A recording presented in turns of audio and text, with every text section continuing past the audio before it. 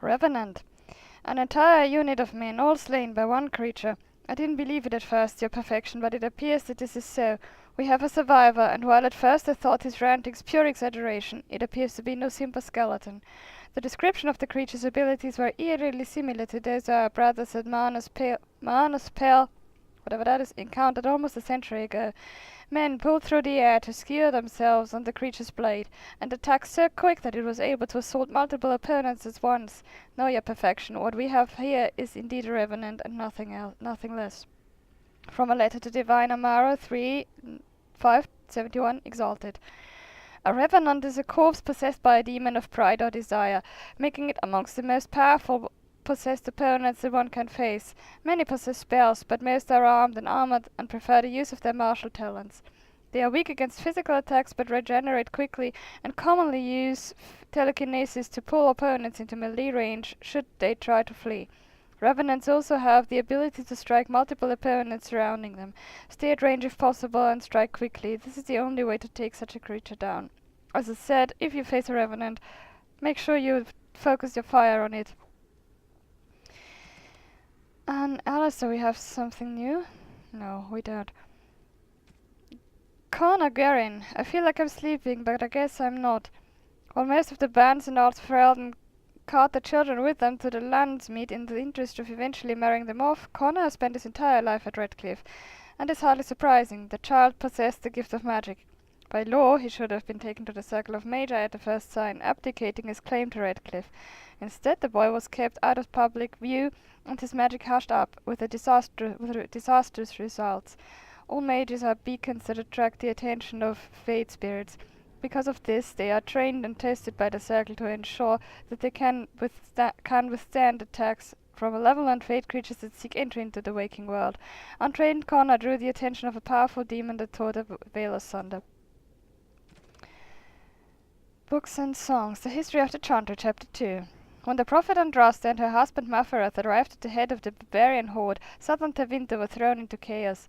The Imperium had defended against invasion in the past, but now they stood without the protection of their gods, and with their army in tatters and the country devastated by the blight.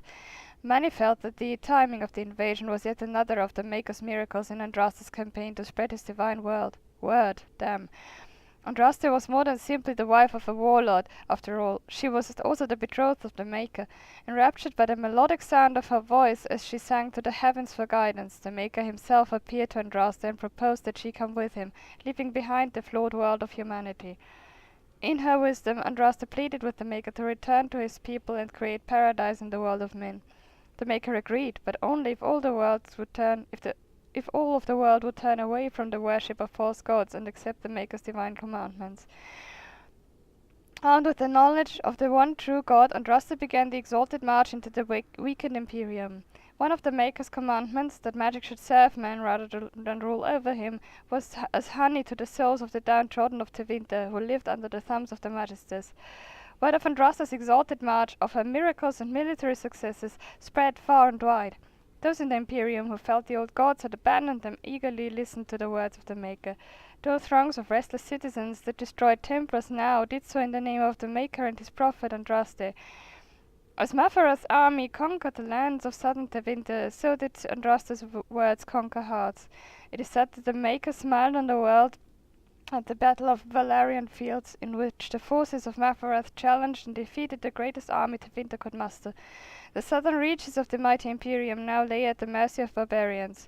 Faith in the Maker, bolstered by such miracles, threatened to shake the foundations of the Imperium apart.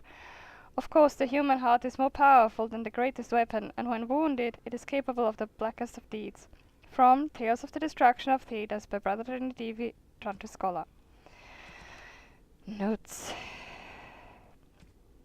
Correspondence Interruptus. We have another one. My darling Reginald, I burn for you, and because of you, please use the enclosed tincture if our love is to endure. Sorry.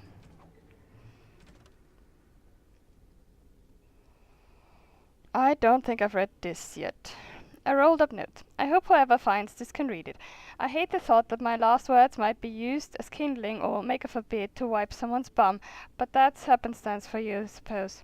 My name is Brennan. I was born in Rainsphere. I grew apples once upon a time. When the Orlesians came to demand I bowed to their emperor, I turned them away. They set fire to my orchards? I'm not sure. To my house too, but I didn't care. I stood and watched them burn. Trees die eventually, houses fall, but my honor can be lost only if I let it. They came back a week later and demanded that I swear an oath. This time, when I refused, they clapped me in irons. Now I'm here, and I'll die in this place. It seems a foolish thing to die for, doesn't it? I could have said a few words and rebuilt my home, gone on with my life as if nothing had changed. 100 generations of my family have lived and died on that land, and I won't be the one to trade our family honor for apples.